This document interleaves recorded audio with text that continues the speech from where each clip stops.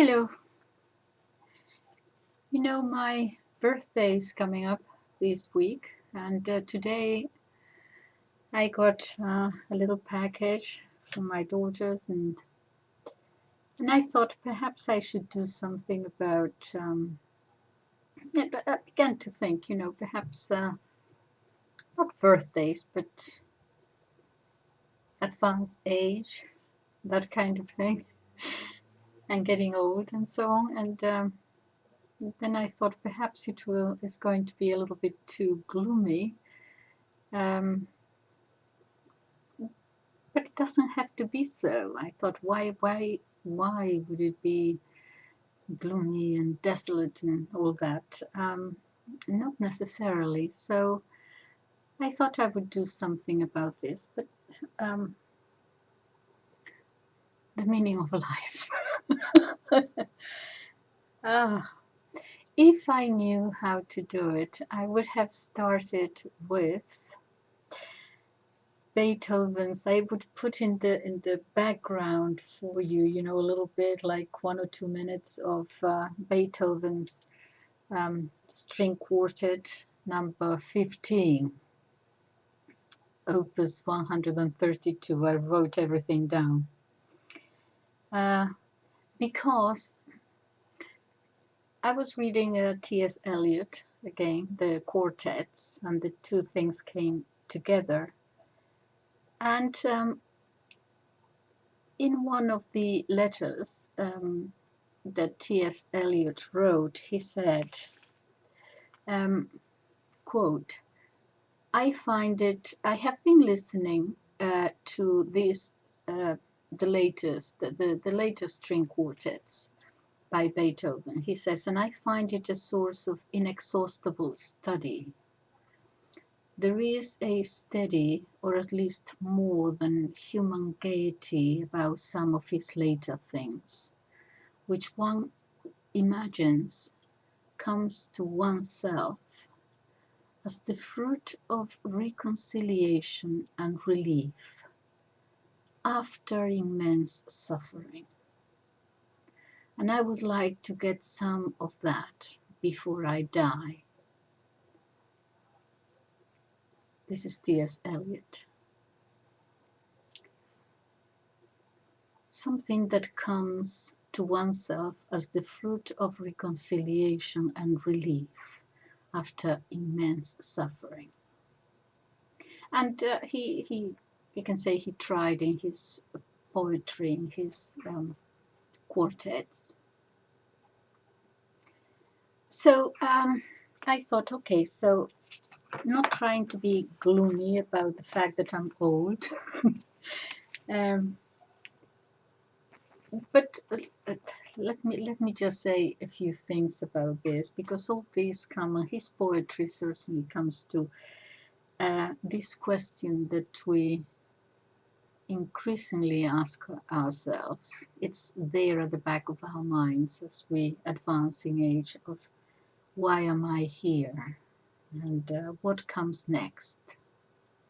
Yeah. And in his poetry, he says there comes a sort of a cleansing of affection for things temporal. And we find ourselves neither in plenitude nor vacancy. Let me go through this. Okay, so a cleansing of affection for the temporal and the sensual. And with plenitude, not to fear fear. No, I don't want to know. I don't want to hear about it. Think positive. No. Distract me, please. I need some distraction. No. Reconciliation. Acknowledgement. And with that, relief. Perhaps peace. Or if you're religious, something more. love, but I don't want to get ahead of myself here. The relief that comes from reconciliation. And reconciliation is beyond adaptation. Yeah. Of course, if you're a non-believer, you will interpret it as adaptation to the world and, accept the circumstances and so on. But he's very much speaking in religious terms, T.S. Eliot. So he gives it a sort of a religious sense of cleansing,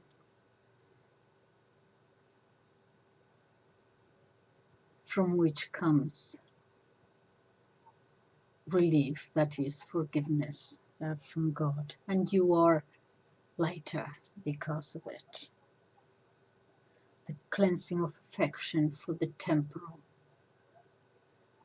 Yes, that comes with age, doesn't it? It's no longer that important. And he says the plenitude, neither plenitude nor vacancy, vacuity, emptiness. He, if you allow me to read just the sentence, because he's talking about, he actually calls it, it's a great, what I have in the title, there's a great quote, isn't it? People who are distracted from distraction by distraction. You heard of TV, right? Or politics even.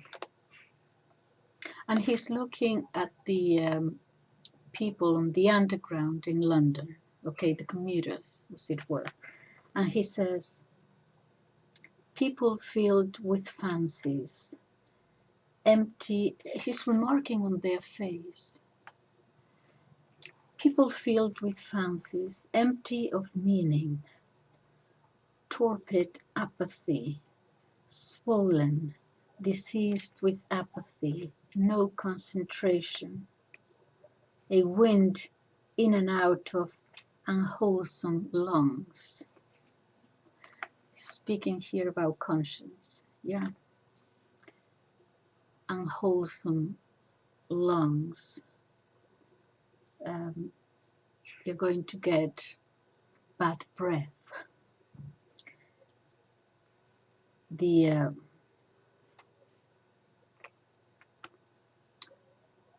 soul that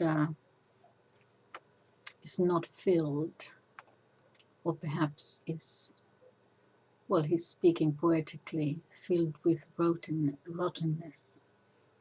And he speaks of this eructation, eructation, the belching or the burping. That is halitosis, halitosis of the soul. It smells.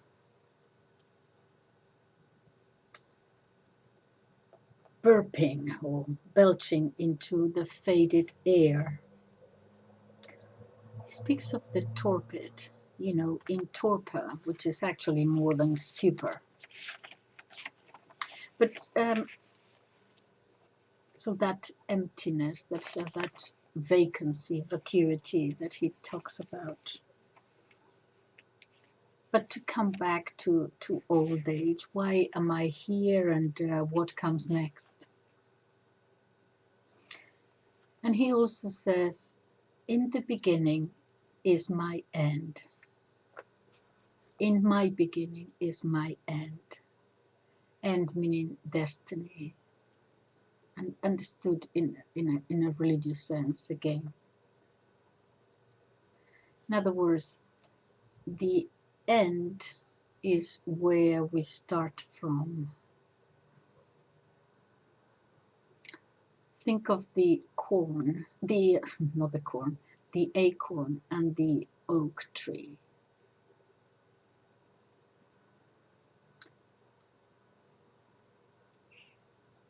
children live in the present, the acorn. But some people kill the acorn because it is not yet an oak tree. So like children, they don't see beyond the present. But there is a past and a present and a future. The end is where we start from. The oak tree is there in the acorn. And in the acorn, the oak tree. Okay, so we are into poetry here, okay, and the difference. I was listening to a conference about difference between prose and poetry, given by Belinda Jack in a lecture at Graham College, and she mentions the poet Joyce Carol Oates, who says, in order to distinguish the two, she says, prose is discourse, poetry is ellipses, omissions. Prose speaks out loud, is the language of interaction, is the language of communication. Poetry, on the other hand, is private, elusive, teasing. And the Welsh poet, the great poet Dylan Thomas, he says, he talks about the mystery of having been moved by words. The best craftsmanship always leaves holes and gaps, so that something that is not there in the poem can creep in or crawl in your imagination, or flash or thunder in.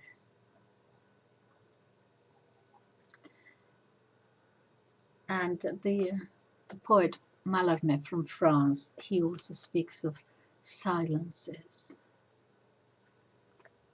the necessity of silence. And so in poetry, perhaps more than in prose, not necessarily, but certainly more, you're treating your audience or readers as intelligent human beings. You don't need to spell out everything. I was thinking about this, you know, the difference between radio and TV, and even more explicit things. The radio in the old days, in the wireless, well, we were listening to, stories. It leaves room for the imagination. Each person is using his or her imagination. It's more difficult on TV when you see the pictures moving. Yeah. And this is, the difference between, for a man, seeing the maiden's ankle or just above it, and the striptease.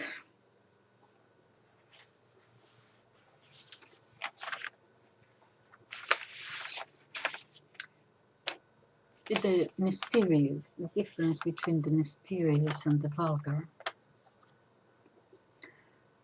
The difference between a loud voice, a noise, and a whisper. The difference between a half-said, ironic expression, Caesar, et tu, brute? A lot said there. Instead of slapstick comedy, you see someone sleeping on a banana peel.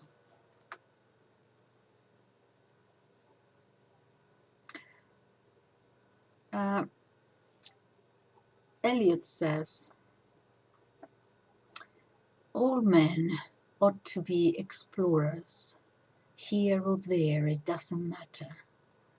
We must be still and still moving into another intensity for a further union, a deeper communion through the dark cold, the empty desolation. Amazing this. We must be still as an adjective, not moving, and still moving, that's still as an adverb, and yet, yeah,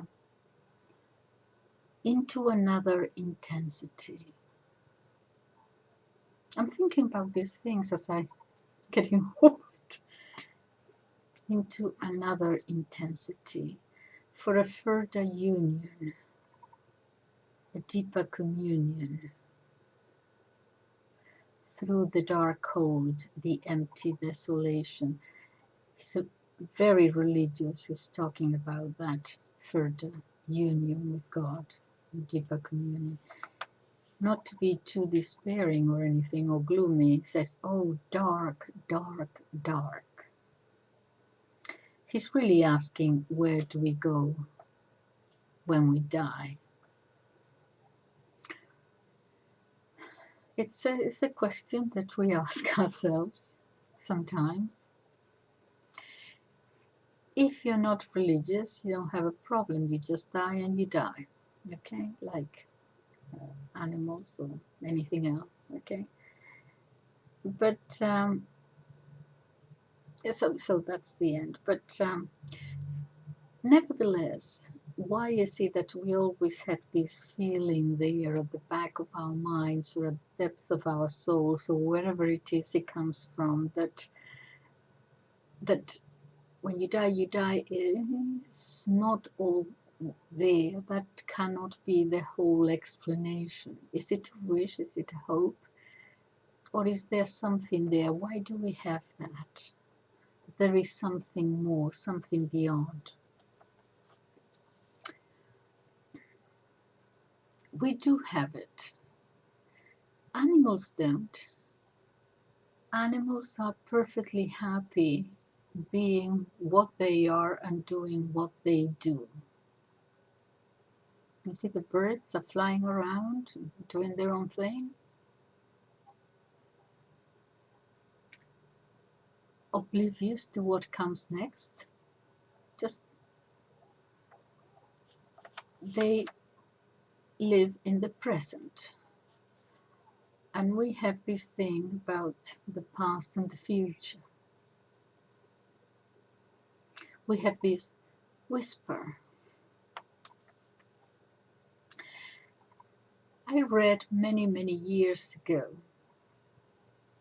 a Spanish mystic from, it was a very, very early one, and I forgot his name, from the 14th century. And he was explaining about this kind of thing.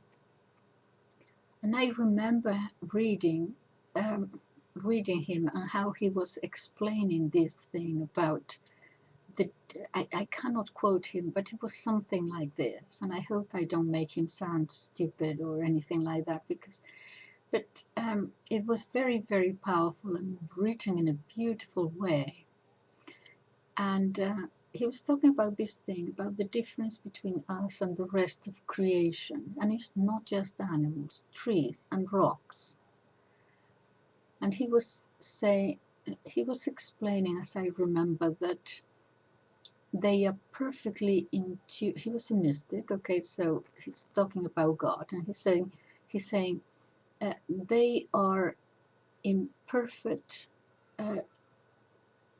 tune with God, in the sense that they are creatures of God and they are doing exactly that for which they were created. They are 100% doing the reason, as it were, for their being. God created them, he was saying, and they are doing exactly that. So, in fact, they are in total union with God, as it were. And he then goes on, I wish I could. But then he goes on to explain, for example, a tree.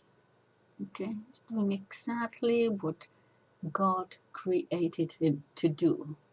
And he has the, in a sort of a very poetic language, he has the tree speaking to us.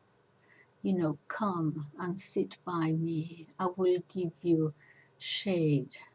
Eat of my fruit, for that is what I have been created for. And so, and the rock in the pathway, come and sit on me, so that you can find rest. You know, this is very poetic, but the rock talking to man. Rest by me, on me, because with that I do what I was created for. And even the chicken, he has the chicken talking, saying, not mind being eaten. It's 14th century, and I want to feed you, eat of me, and all these wonderful language. It didn't sound stupid as it might do, as I am telling you. I cannot put it in the same word, but it was actually beautiful. But his whole point was, they are doing that. They are in their essence. Yeah. And the thing with us is that we do have a reason, but we may not have found it. Hence our dissatisfaction. And for him it was, you know, to do what God wants us. You understand what I am saying.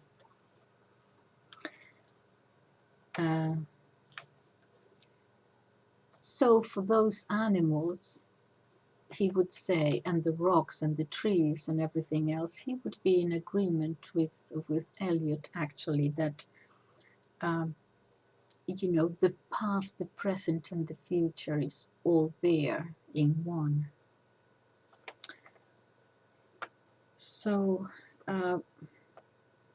so where I'm laughing at myself because right. So I hope I'm not making you feel melancholy, but that is not my intention. I'm just thinking, you know, so where do we go when we die? You see, I wrote these questions down here, and now I don't know whether it was a good idea.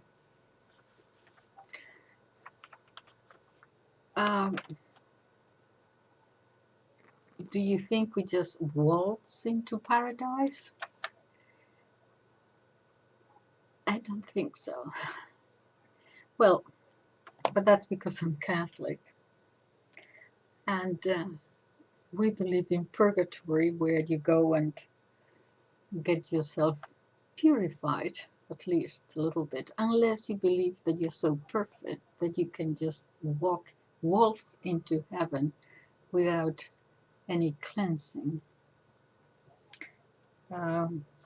So perhaps a little bit of humility.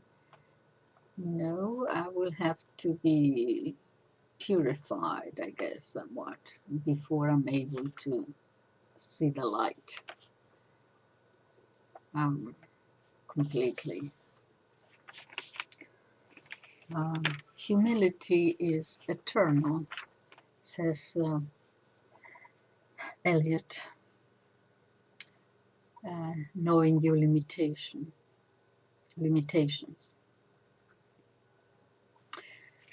Because at the end there is circularity in life, and at the end you might just have to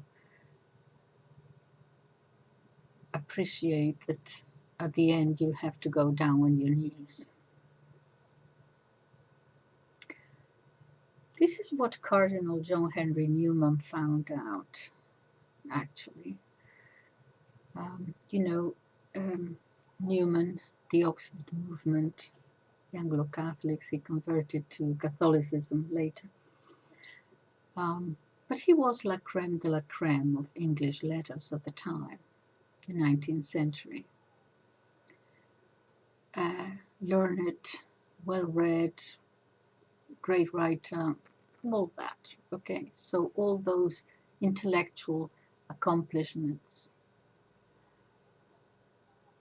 And then he found out that he actually had to divest himself of all that at the end and come down on his knees before God. Actually, it wasn't a matter of intellect. So having been, with all his intellect and everything, studied, read so much, he found that he had to be there on his knees like an illiterate peasant who doesn't know anything, but all he knows is, dear God, here I am. Please help me. He had to go all around the world in order to come back to that illiterate peasant who didn't know anything. Actually, there is a funny story told by one of the mystics that I translated, and he tells the story at the end of the book, having been explained everything, and at the end of the book he gives the example of Brother Giles. Brother Giles at the time of Saint Bonaventure.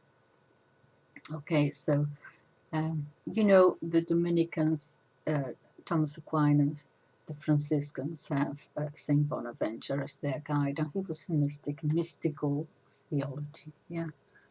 And he tells the story of Brother Giles, and it's a lovely story of how Brother Giles was not very bright, okay, meant, as a reality, we would say now, intellectually challenged or whatever it is, but he was a little bit, deficient intellectually. And he approached Saint Bonaventure, Father Bonaventure, who was the father of the where they were, and he said, Father Bonaventure, is it? Oh, hold on. Sorry, there was a knock at the door.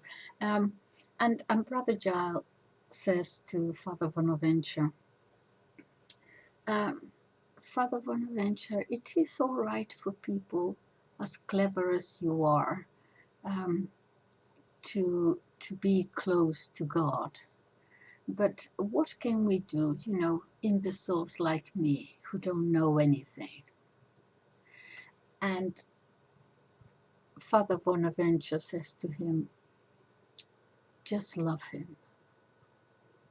You don't have to know anything else. Just love God. Just love him. When you love somebody, you don't want to hurt him. You just love him. He'll do the rest. And good old Brother Giles says, but can an idiot like me love as much as a learned man? And Father Bonaventure replies, Brother Giles, can a little old grandmother love as much as a doctor of theology? Oh, Brother Giles said. And then he ran to the main square of the town, and he said, hear me, all you little old grandmothers everywhere. If you love God, you can be as holy as Father Bonaventure. This is an anecdote that my mystic tells. Anyway,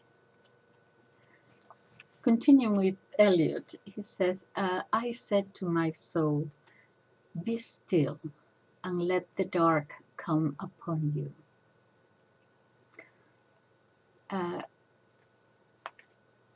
Invite the dark of solitude, the dark of silence. That is where richness comes from. Silence. You know, when we talk, we Catholics, about this thing that we have with the Mass, and the changes and so on. It's not about the Latin. There are many things they are missing that were taken away, and one of them was the silences. Silence and solitude that purify the soul.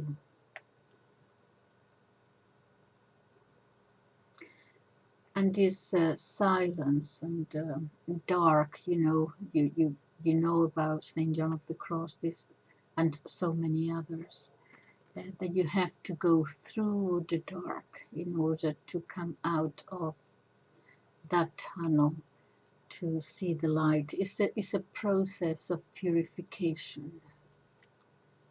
It's essential that we go through that darkness.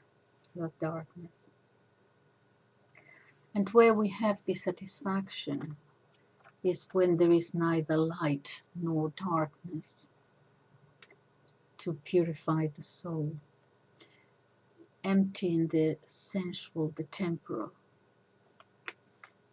As he says, Eliot, cleansing affection for the temporal.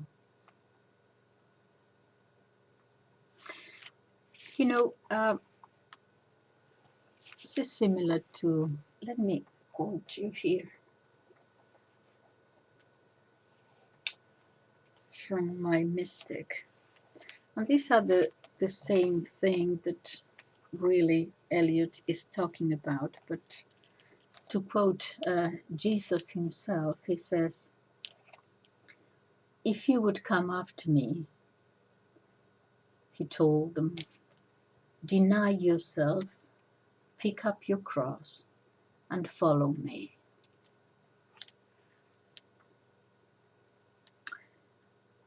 This is the rule of life and contains three remarkable, intimately harmonized and indivisible affirmations. Indivisible, I say, for Christian teaching. They are like three strands of a silken rope, leading us infallibly to a life of perfection. If one of them breaks, the remaining two will not be strong enough to enable us to continue on our climb to heaven.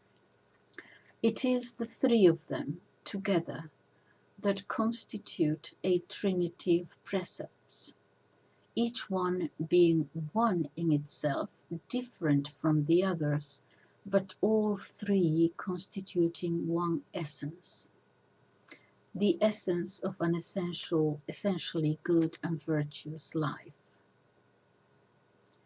Deny yourself, things temporal, pick up your cross,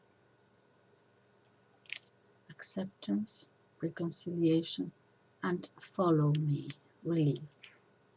If we ignore one, we will be ignoring them all, because we will be denying this essence, and in so doing, stripping our life of spiritual meaning. What I mean to say is this: if we deny ourselves and pick up our cross, but do not follow Christ, we are not Christians. We might be something else, but we are not Christians. Pagans can deny themselves and carry a cross too. Sophists, for example. Alternatively, even if we carry a cross, and who is without one, but not deny ourselves, we would not be following Christ. Why not? Because Christ and one's own flesh, that is to say, the cross and a life of worldly pleasures, can never be friends. It is impossible to follow Christ if we do not first exile from ourselves the pleasures and passions of both mind and body through mortification and penance. This is plainly the first step to spiritual and religious life, to the perfect life. Deny yourself, he said. It's a straightforward enough sentence, but if you need further elaboration, I would simply add this. If you want to follow Christ and walk in his footsteps and be his friend and keep him company, give up treading on your own footsteps or those that the world so seductively puts before you, and cease befriending yourself over and above God. And he quotes Mark here. And calling the multitude together with his disciples, he said to them, If any man will follow me, let him deny himself and take up his cross and follow me. For whosoever will save his life, the world, temporal, shall lose it. And whoever shall lose his life for my sake, or suffer, and the gospel shall save it.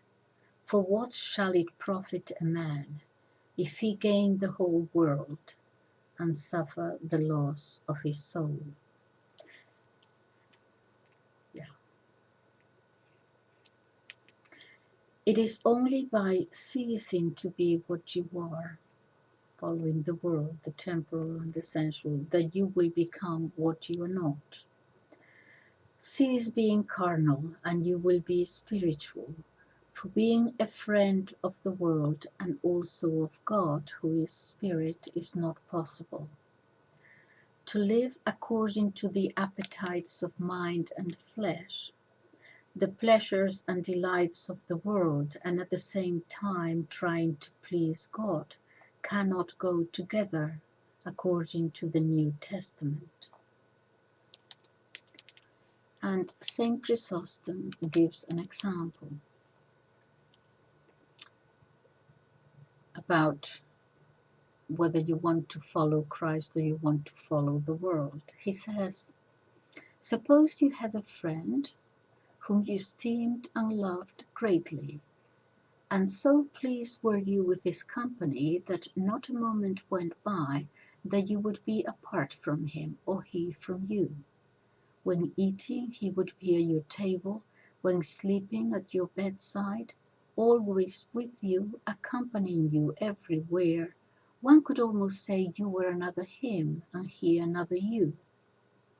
And suppose that one day you were told, with good reason, to be weary of him, for he was ready not only to betray you and hand you over to your enemies, but also to take your life.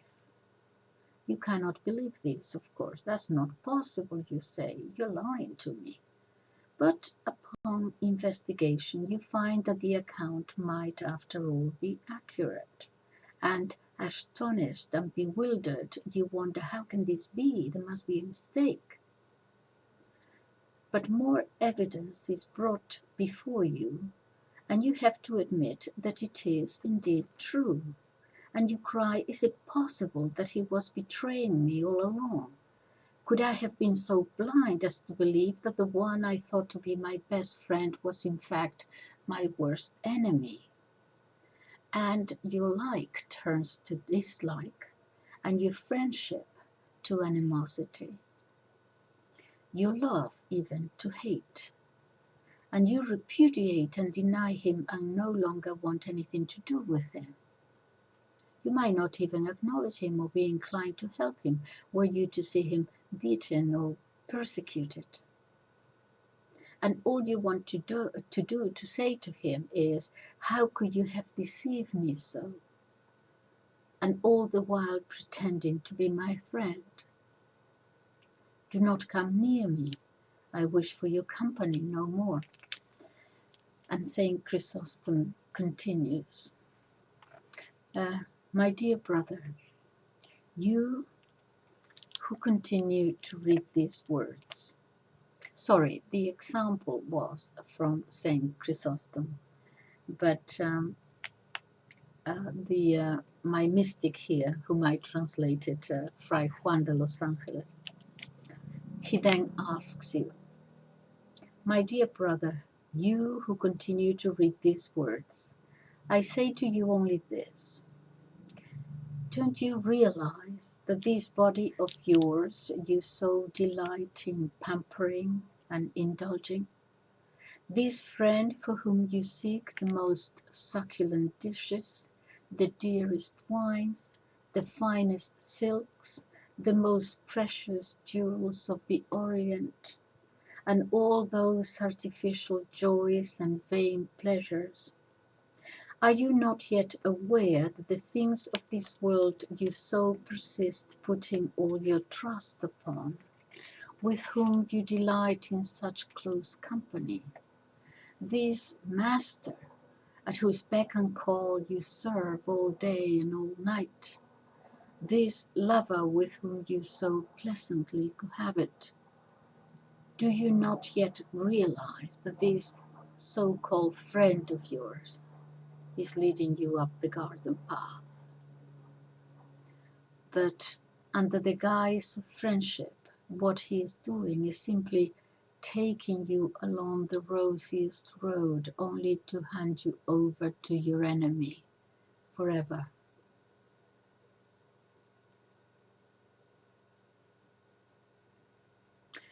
Okay, so I will leave it there. So these are the things I'm thinking about as my birthday approaches. Thank you for listening. Bye-bye.